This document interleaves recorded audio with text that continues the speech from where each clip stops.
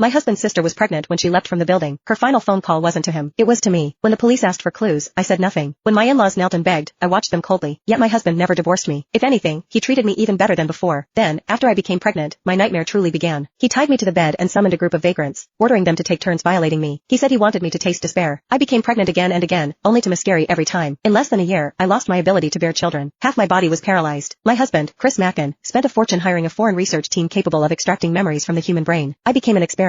Jenny, the day you let my sister die with injustice hanging over her head, you should have known this day would come. She treated you like family, and you repaid her by working with her killer to destroy her. This is your retribution. I lay bound to the bed like a corpse, listening to Chris's hysterical curses, every word cut like a blade. No, that's not how it was. Then how was it? He roared. Say it. He grabbed my collar, eyes bloodshot as he demanded the truth. The words reached my lips, only to be swallowed back down. Despair crept into my voice as I begged. I can't say it. Please don't force me. His expression stiffened, then twisted into something monstrous. Put the device on her. Extract her memories now. I don't care if she lives or dies. I want the truth. His hatred for me had reached its peak. He locked me inside a glass chamber and had it transported to the city's central plaza. Hundreds of media outlets were invited to witness what he called the unveiling of the truth. What was, in reality, a public execution. 2 years ago, countless people had seen Lisa Mackin, 5 months pregnant, jump to her death. The case drew enormous attention, especially since the police had never solved it. Over time, the incident only continued to fester. The moment news broke that the case would be reopened, the plaza flooded with people. Shouts rose like waves. In the audience, my father-in-law supported my mother-in-law, who refused to sit down. My silence back then had dealt them a devastating blow. They'd urged Chris to divorce me, only to be refused. The resentment had never faded. Now, realizing Chris's painstaking intentions, my mother-in-law wept uncontrollably. Do you know how I've lived these past 2 years? She screamed. You venom-hearted animal. I wish I could tear open your chest and see whether your heart is black. My father-in-law patted her back, his eyes hollow with grief. Lisa had been entrusted to them by a close friend. There was no blood relation, yet she had been closer to them than a biological daughter. I watched everything through the glass, choking on sobs that made no sound. At Chris's signal, a helmet-like device lowered over my head. Hundreds of fine silver needles sprang out and pierced directly into my scalp. In an instant, it felt as though hundreds of leeches were sucking at my flesh. The tearing pain forced screams from my throat. Chris listened to my shrill cries, excitement flickering in his eyes. Sir, one of the technicians said nervously, her body is too weak. If we don't administer nutrients first, this could be fatal. Absolutely not. Chris snapped, eyes blazing with malice. Inject adrenaline. Let her die after the memories are extracted. The technicians hesitated, but under his authority, they could only comply. A syringe of adrenaline was pushed into my body. As the liquid surged through me, my entire being jolted into an unnatural state of stimulation. The memories buried deep inside began to churn. At Lisa's grave, Chris had already been kneeling for 2 hours. I approached with flowers in my arms. Looking at Lisa's smiling face in the photo, my eyes reddened. Just 2 days before her death, we'd gone shopping together. As I bent to place the flowers down, Chris suddenly snatched them from my hands and smashed them into my face. Don't stain my sister's grave. I trembled, bitterness lodged in my throat. Chris, about Lisa's death, I'm hurting more than anyone. The words only enraged him. Without warning, he dragged me to the ground. My head slammed hard against the gravestone, blood instantly staining the engraved letters. Yet, he showed no mercy. He pressed me against the icy stone, roaring in my face. Jenny, my sister died because of you, and you dare cry here like this? She was on the phone with you for 10 minutes before she died. What did she say? Who was the killer? Speak. Faced with his relentless accusation,